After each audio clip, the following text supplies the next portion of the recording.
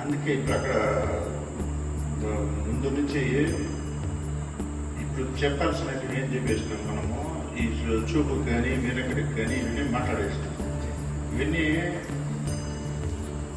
వీటిని అడ్డు పెట్టుకొని కదా మనకు ఈ శరీరం ఎలా మారిపోయి వీటిలోకి లోనైపోతున్నామని అనుకుంటున్నాం. ఇప్పుడు దీన్ని అనేక జన్మాలుగా ఈ కంటికి వాసన తగ్గించేసింది. మనం బాగా వాసన వాసన వాసన వాసన అంటాం. వాసన బాగుంది కానీ ఇవి ఏ ఒక్కటి కూడా రహితం జరగదు. కంటికి వాసన నేర్పించేసింది. అంటే ఈ ప్రపంచాన్ని చూపించి అంటే ఏ దేహంలోకి పోయినా చూపించినాం కదా.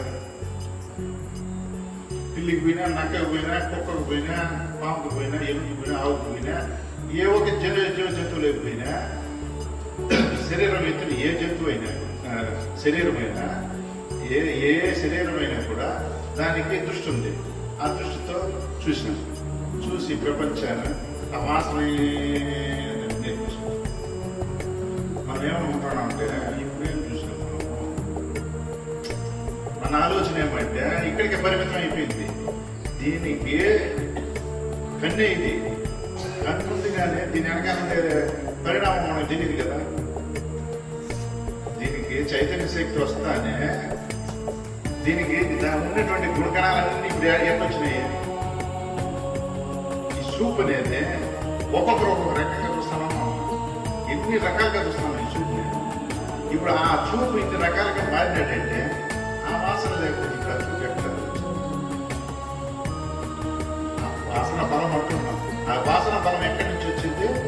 ఇన్ని శరీరాలు ఎత్తి ఇన్ని చూసి బలపరుచుకున్నాము.